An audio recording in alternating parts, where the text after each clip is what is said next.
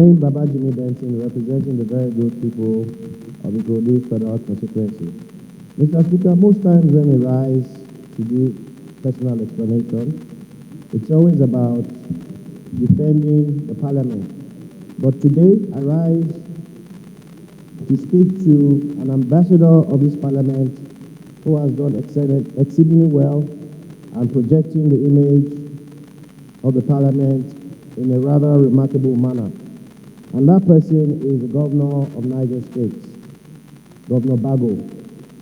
In his few years as Governor, he has shown exemplary leadership, particularly in agricultural revolution, particularly in infrastructural revolution, particularly in enhancing religious tolerance.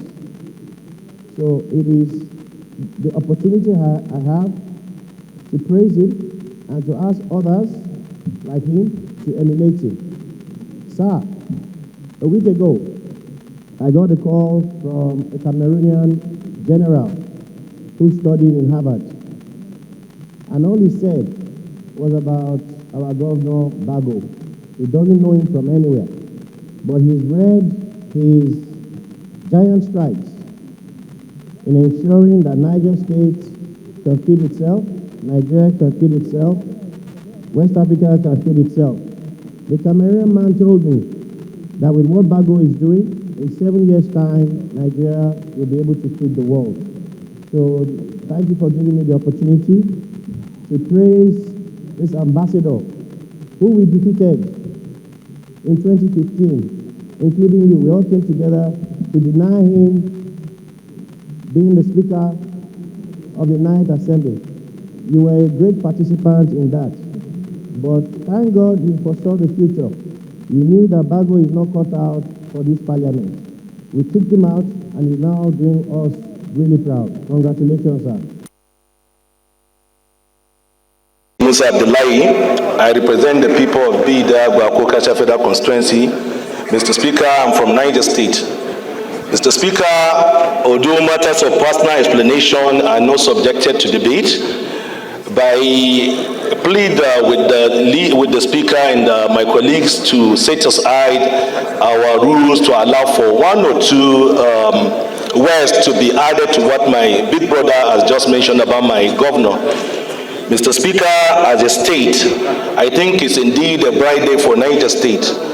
This is a state that was created in 1976, a state with huge potentials. When you talk landmass, Niger State is sitting on a landmass that is almost 10% of the total landmass of the country, with huge water bodies and a very fertile land. Unfortunately, in spite of our potentials in terms of agriculture, it's been stories upon stories until God blessed us with a leader who has defined himself as a farmer governor. Mr. Speaker, I've had the rare privilege to be with my governor over the past 18, getting to 20 months of his stewardship as governor of Niger State.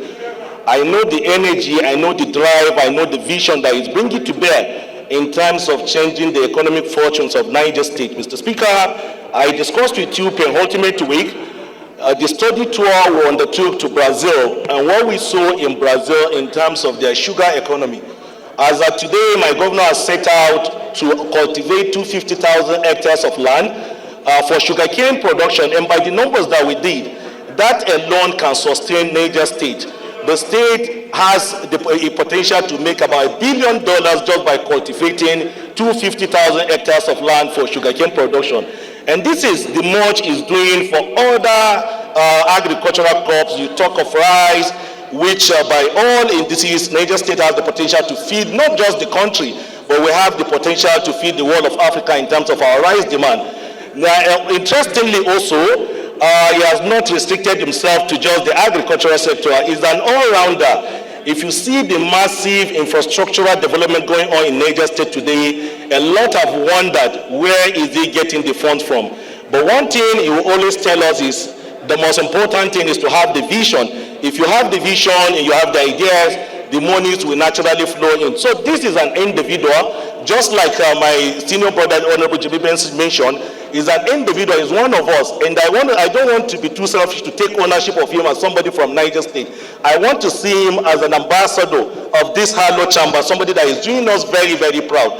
When I came into the assembly, spending just a few months here, I told my people back home that Niger will only be lucky the day it has a member of the parliament becoming a governor of the state. And thank God it has come to pass, and everybody is releasing on some of the things that we told them. So thank you for giving us this rare privilege to celebrate one of us. And I assure you, his journey in terms of redefining the political and economic fortunes of Niger State has just begun. Let me also add, in Niger State today, we do not have opposition.